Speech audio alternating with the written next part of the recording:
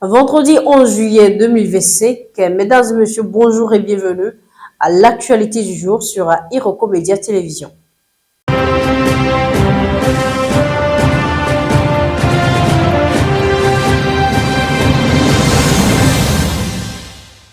Cette session s'ouvre avec le procès tant attendu de l'ancien ministre congolais Constant Mutamba.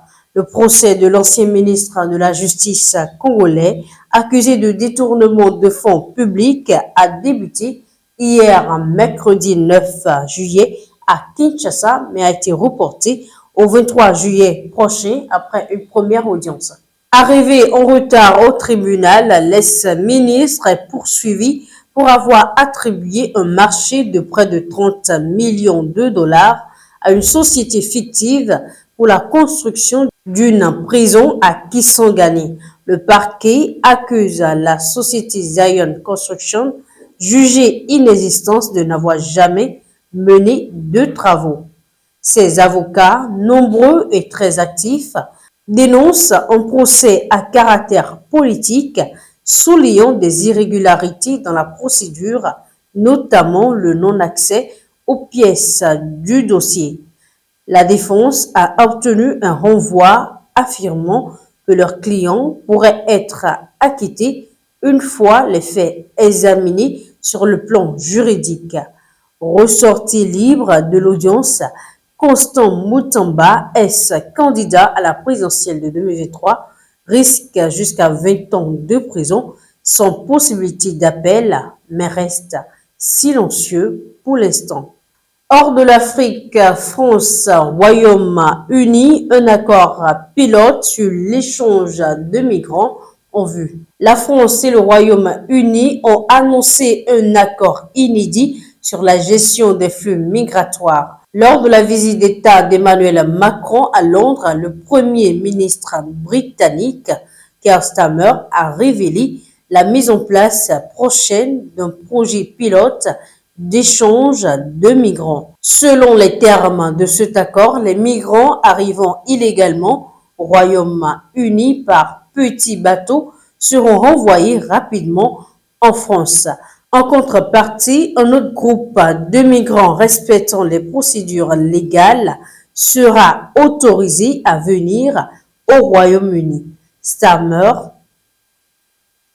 le Premier ministre britannique, précise que seules les personnes n'ayant pas tenté d'entrer illégalement seront éligibles à ce programme de migration légale. Et pour finir, on apprend que l'Israël accepte d'élargir l'accès humanitaire à Gaza suite à un accord avec l'Union européenne. L'Union européenne a conclu un accord avec l'État d'Israël pour faciliter l'acheminement de l'aide humanitaire à Gaza, a annoncé hier jeudi la chef de la diplomatie européenne, Kaja Kallas.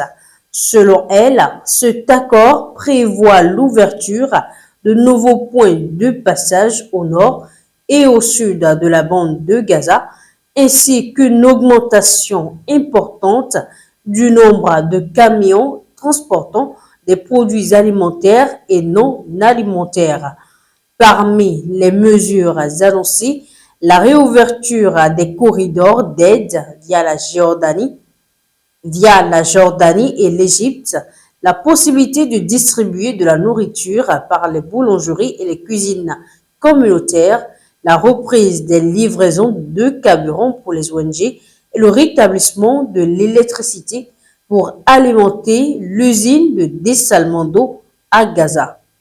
Kaja Kallas insiste, l'aide devra parvenir directement à la population tout en assurant que des dispositifs seront mis en place pour éviter toute récupération par le Hamas.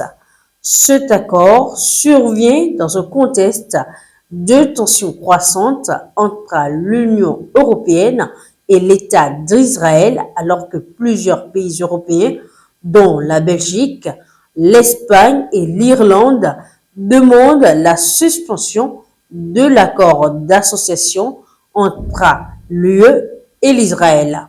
Une décision pourrait être prise mardi prochain lors de la réunion des ministres européens des Affaires étrangères. En acceptant ces mesures, Israël pourrait ainsi éviter une sanction diplomatique majeure de la part de l'Union européenne. Fin de cette édition, Irocom Media vous remercie et vous souhaite un bon début de week-end.